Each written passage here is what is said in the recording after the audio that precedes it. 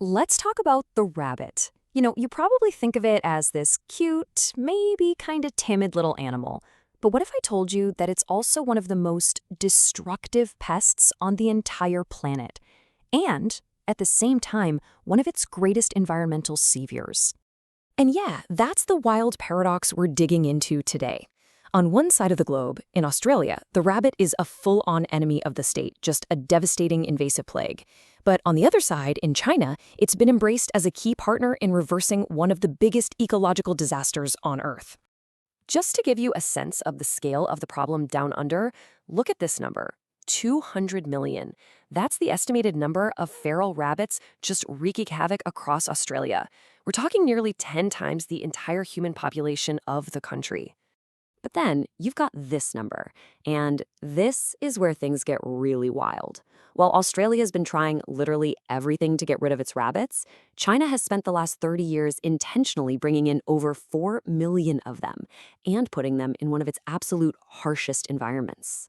So you gotta ask, right? How is that even possible? How did the exact same animal go from being a plague to being a hero? Well, the answer is just an incredible story of innovation, persistence, and honestly looking at a problem from a completely different angle. Our story really starts here, in the Kubuki Desert in northern China, though it used to have a much more ominous name, the Sea of Death. And for good reason, too. It was this unstoppable force, just a relentlessly spreading wasteland.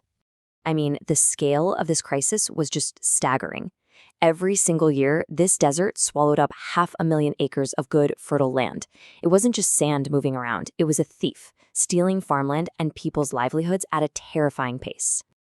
And look, it's not like they didn't try to fight back. For decades, the government threw everything they had at it. Projects, sand control stations, trying to plant trees.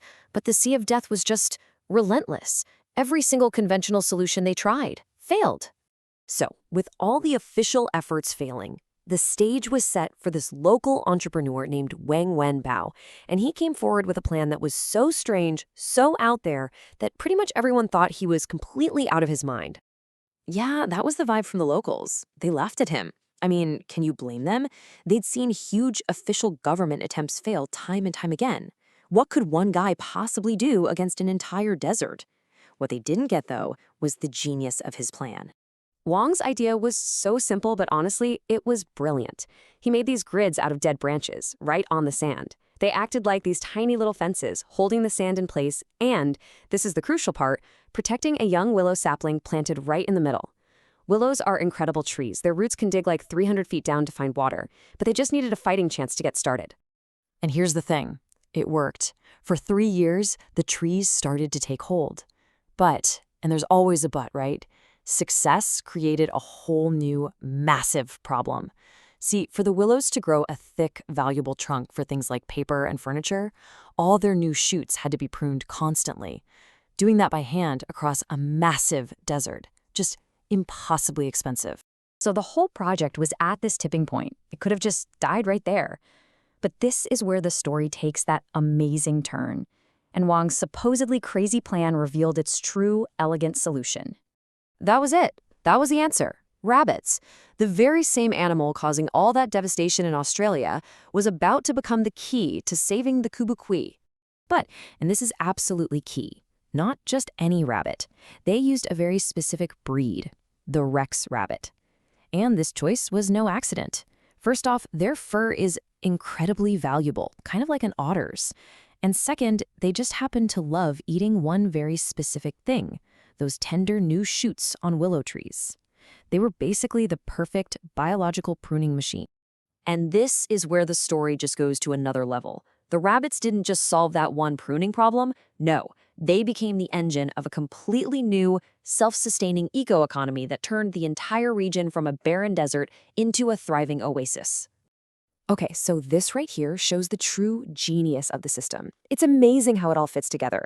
It starts with the rabbits doing their thing, acting as natural pruners for the trees. This lets the main trunks grow thick and strong, creating a valuable resource for industry. But it doesn't stop there. The rabbits' waste? It's a powerful fertilizer, turning sterile sand into actual soil. And get this, they don't digest grass seeds, so their droppings literally plant new pastures across the desert. And finally, the rabbits themselves become another source of income from their valuable fur and meat. It's this perfect self-sustaining loop where every single output becomes another valuable input.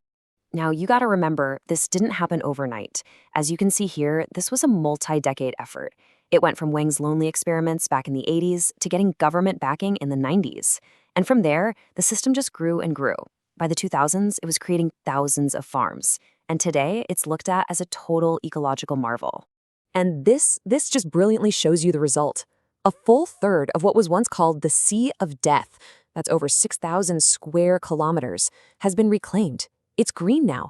To put that into perspective, that's an area larger than the entire state of Delaware, or twice the size of Luxembourg, just brought back to life from nothing but sand.